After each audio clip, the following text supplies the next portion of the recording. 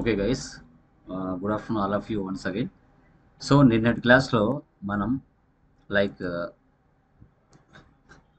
Manual manufacturing ఎలా చేయాలి అనే టాపిక్ గురించి డిస్కషన్ చేసాం.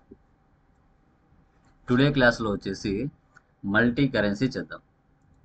మల్టీ కరెన్సీ అంటే మీకు తెలిసినంత వరకు చెప్పండి. మల్టీ కరెన్సీ అంటే ఏంటి? ఎవరైనా ఎనీబడి తెలిసిన వాళ్ళు చెప్పొచ్చు. ఎనీవన్? మల్టీ కరెన్సీ అనేది ఏంటి తెలిసిన వాళ్ళు చెప్పొచ్చు. Any idea? Obul Reddy? No, sir. Yeah, remaining Hasima, Sai Kiran, Pramila, any idea? What is the meaning of multi currency? మీకు తెలిసిన వరకు చెప్పొచ్చు, don't worry. Okay then. So multi currency అంటే ఏంటి అంటే, ఇప్పుడు మనము మన బిజినెస్ ఇండియాలో ఉందండి. ఇండియాలో మన బిజినెస్ అనేది ఉంది. మన బిజినెస్ ఓన్లీ ఇండియాలోనే డొమెస్టిక్ అంటే డొమెస్టిక్లోనే ఐటమ్స్ కానీ పర్చేజ్ చేయడం అనేది ఉండదుగా. అవసరమైతే అబ్రాడ్స్ అంటే అదర్ కంట్రీస్ నుంచి కూడా అవసరమైతే ఐటమ్స్ని పర్చేజ్ చేయడం జరుగుతుంది. అదేవిధంగా అదర్ కంట్రీస్కి స్టాక్ ఆర్ గుడ్స్ని సేల్ చేయడం కూడా జరుగుతుంది. ఆ హోల్ ప్రాసెస్లో సో మనది ఇండియా రూపీస్, మన బిజినెస్ ఏ దేశంతో ట్రాన్సాక్షన్ చేస్తూ ఉందో వాళ్ళ దేశం యొక్క కరెన్సీలోకి అమౌంట్ చేంజ్ చేసి మనం ఇవ్వాల్సి వస్తుంది. అలాంటి సిచ్యువేషన్స్లో మనం ఏం చేస్తామంటే మన ఇండియా అమౌంట్ వాళ్ళ దేశం అమౌంట్తో ఎంత అవుతుంది అనేది క్యాలిక్యులేషన్ చేయాలి. కరెన్సీ సింబల్స్ క్రియేషన్ చేసుకోవాలి. సో తర్వాత రేట్ ఆఫ్ ఎక్స్చేంజ్ మన ఇండియా అమౌంట్ వాళ్ళ అమౌంట్తో పోలిస్తే ఎంత అవుతుందో అది కూడా క్యాలిక్యులేట్ చేయాలి. తర్వాత ఎంట్రీస్ అనేది పాస్ చేయాలి. ఈ ప్రాసెస్ ఎలా చేయాలనేది టుడే క్లాస్లో మనం డిస్కషన్ చేస్తాం. విత్ ఇన్ ద కంట్రీలో కాకుండా Australia, Dubai, Kuwait, Singapore, America ఇలాంటి దేశాలతో బిజినెస్ ట్రాన్సాక్షన్ అనేది చేస్తూ ఉంటుంది. అలాంటి సిచ్యువేషన్స్లో కూడా మనం ఎలా ఎంటర్ చేయాలనేదే ఇక్కడ మనకు కాన్సెప్ట్. Okay, so done. ఇప్పుడు చూడండి, పేజీ నెంబర్ 51 కనపడుతుందమ్మా? Page number 51. Yes, sir.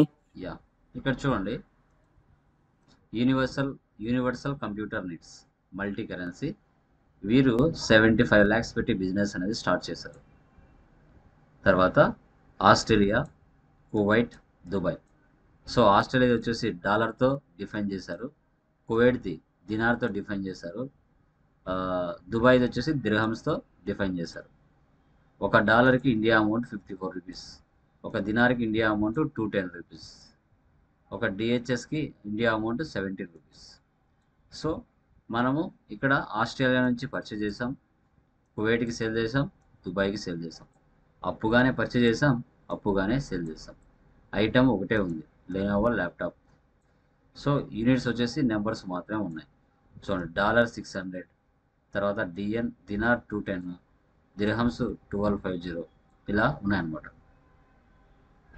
టోటల్గా నెట్ లాస్ మనకి 1,39,000 వస్తుంది. ఈ ప్రాసెస్ ఎలా చేయాలనేది ఇప్పుడు చూద్దాం. టాలీ ఓపెన్ చేస్తున్నాను, న్యూ కంపెనీ క్రియేట్ చేస్తాను.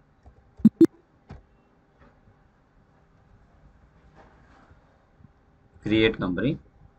ఫస్ట్ వన్ వచ్చేసి universal computer needs.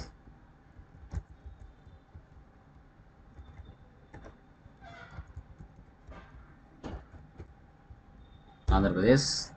Control A, save.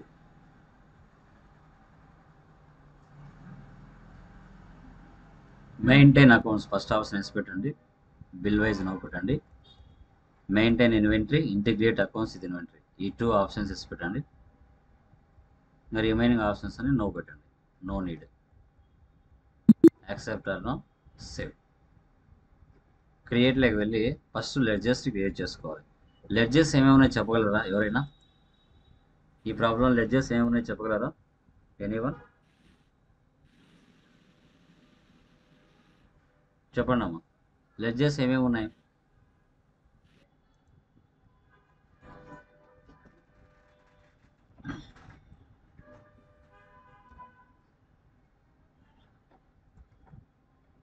So first వచ్చేసి capital account, next ICICI bank,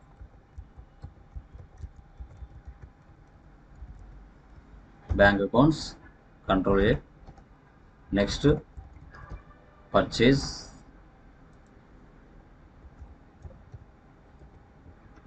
accounts, next Australia computer needs control C, control V, sundry creditors. ఇప్పుడు real టైంలో మీరు చేసేటప్పుడు ఏ country ఉంటుందో ఆ country ఇవ్వాలి. ఆస్ట్రేలియా ఇవ్వాలి. ఆస్ట్రేలియాలో ఏ స్టేట్లు ఉంటే ఆ స్టేట్లు ఇవ్వాలి. ప్రజెంట్ నేను ఇండియానే ఇస్తున్నాను, బట్ రియల్ టైంలో మాత్రం అయ్యే ఇవ్వాలి. Sales accounts, next Kuwait computer world,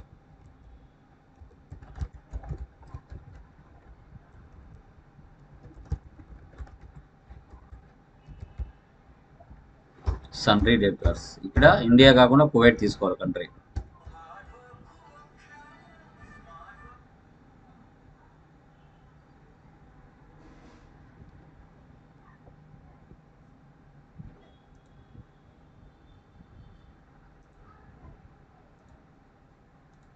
okay, save చేయండి. నెక్స్ట్ దుబాయ్ కంప్యూటర్ షాప్,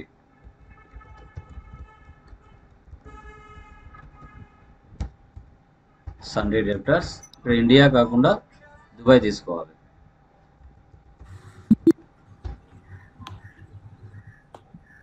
తర్వాత travelling expenses, bank charges.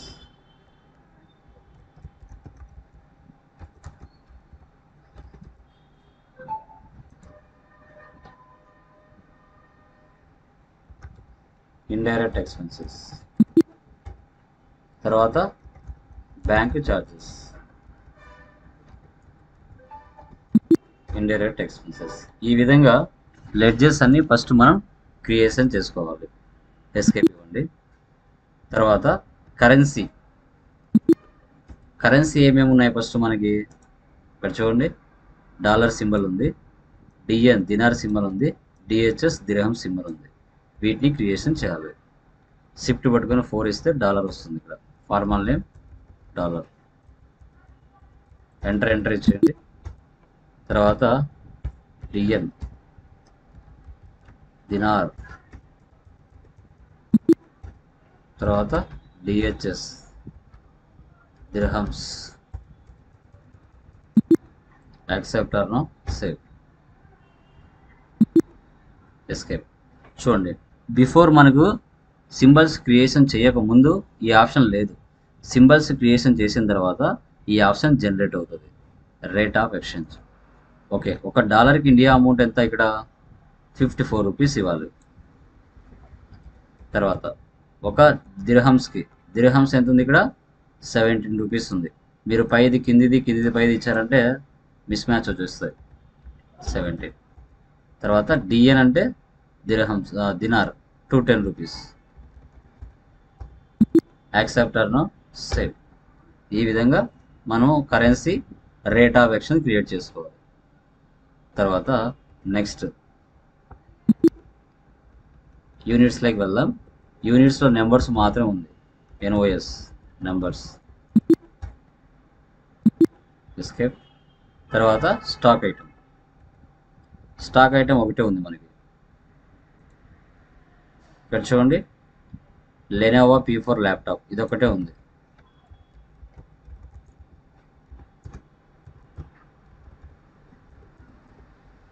Numbers, accept or no save,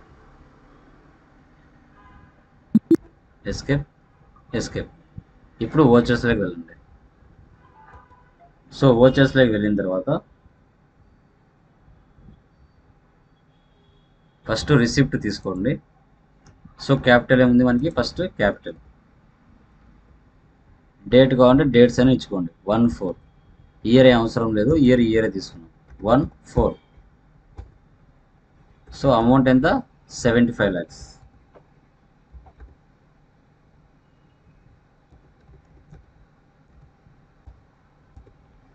ICICI bank. Accept or no save. Next ఏముంది, cash withdraw from bank 2/4, 5 lakhs. కాంట్రాలో వెళ్ళండి, date మార్చుకోండి, 2/4.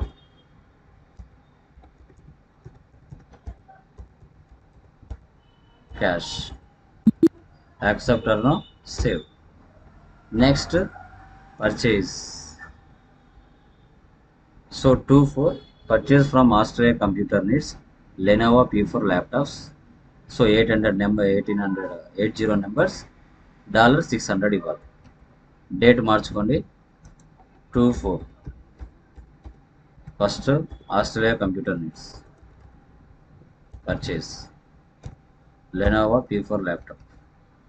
So ఇక్కడ వచ్చేసి 80 numbers. Shift పట్టుకుని dollar ఇచ్చి 600 ఇవ్వాలి.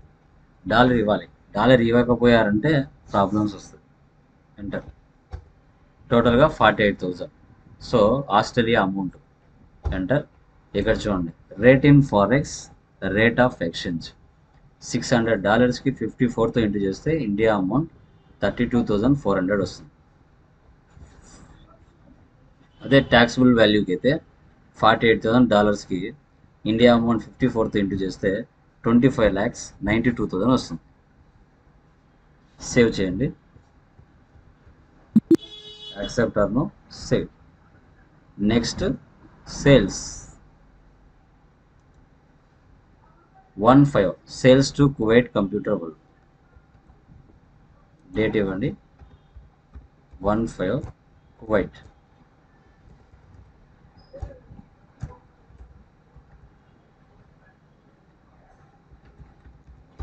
$30 DN 210.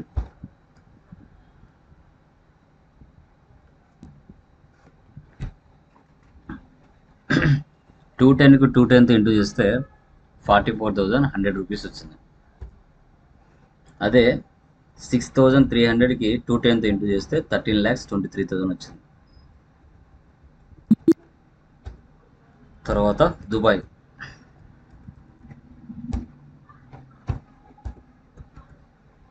So 40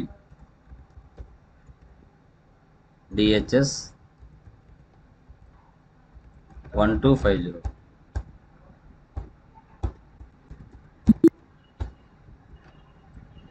next 26 cheque pay to Australia computer needs. Payment 26 Australia. Dollar ఇవ్వాలి 25,000. ICICI bank. తర్వాత రిసిప్ట్. డేట్ మార్చండి, 1/7. పర్సన్ ఎవరు, కువైట్. DN 4,000.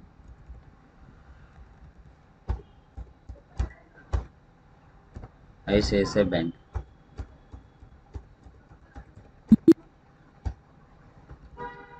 తర్వాత Dubai. DHS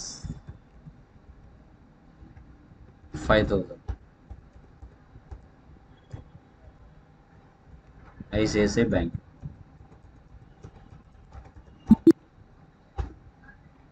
next payment.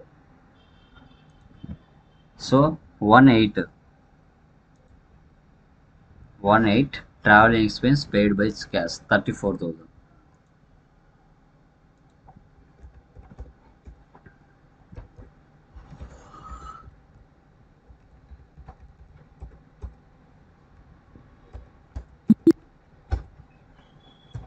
Next bank charges. Date 2/8.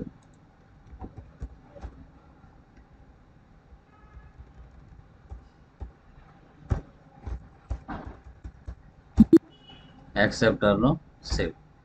ఇలా మన ఒక బిజినెస్ స్టార్ట్ చేసిన తర్వాత ఇంటర్నేషనల్ కంట్రీస్తో కూడా పర్చేజ్ చేస్తుంది, యాజ్ యూజువల్ సేల్స్ కూడా చేస్తుంది.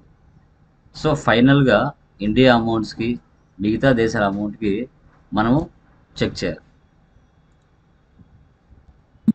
ఎస్కేప్. సో డే బుక్లోకి వెళ్దాం. మనం చేసిన ట్రాన్సాక్షన్స్ అన్నీ కనిపించాలంటే ఆల్ట్ F2 ఇచ్చేసి డేట్ తీసేసేయాలి. స్పేస్ ఇచ్చారంటే డేట్లు వెళ్ళిపోతాయి, మొత్తం ఇక్కడ షో చేస్తాయి. ఎస్కేప్. తర్వాత profit and loss alt F1 expand. మనకి నెట్ లాస్ వచ్చేసి 1,39,000 వచ్చింది. Net loss 1,39,000. Escape. Next stock summary. తర్వాత F12 configure. So goods inwards, so goods outwards. Inward అంటే పర్చేజెస్, అవుట్వర్స్ అంటే sales, remaining closing balance. Okay. తర్వాత dash బోర్డ్లో వెళ్ళామంటే gross profit, net loss, current assets, current liabilities, తర్వాత total ఒకే చోట అన్నీ కనబడిపోతాయి. క్లోజింగ్ స్టాక్, ఇన్వర్స్, అవుట్వర్స్ ఇవన్నీ కూడా, బ్యాంక్ బ్యాలెన్స్. ఎస్కేప్. తర్వాత balance sheet. So final accounts ఆటోమేటిక్గా అవే ప్రిపేర్ చేసుకుంటాయి. అదే మీరు మాన్యువల్గా చేస్తే జర్నల్ నుంచి లెడ్జెస్ని డివైడ్ చేయాలి, తర్వాత trial balance, trading account, profit and loss, balance sheet ఇవన్నీ చేయాలి. కానీ సాఫ్ట్వేర్లోకి వచ్చేసరికి జస్ట్ లెడ్జెస్ని క్రియేషన్ చేసి వోచర్స్ పోస్ట్ చేసామంటే ఆటోమేటిక్గా ఫైనల్ అకౌంట్స్ అవే ప్రిపేర్ చేసుకుంటాయి. మనం ఏం చేయాల్సిన అవసరం లేదు, ప్రీ డిఫైన్డ్గా అన్నీ సెటప్ చేసుకుంటుంది అదే అందుకోసమే సాఫ్ట్వేర్ ఈజీ అంటారు.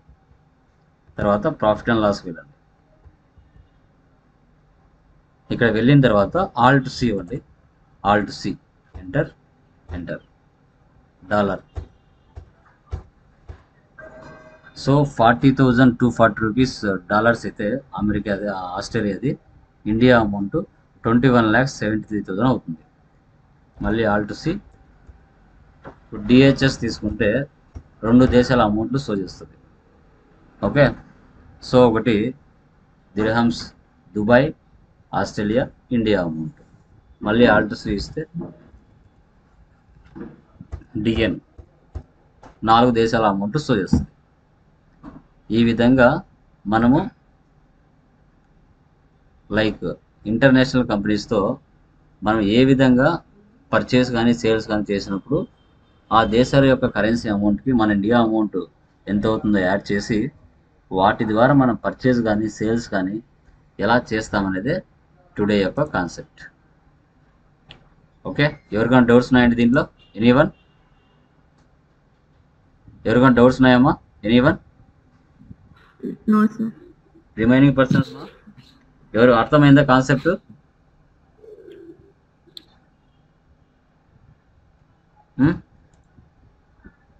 Remaining persons clear? అర్థమైందా? సో దీన్నే మనం మల్టీ కరెన్సీ అంటాం. మల్టీ కరెన్సీ అని చెప్పుకోవడం జరుగుతుంది. Okay, done. సో తర్వాత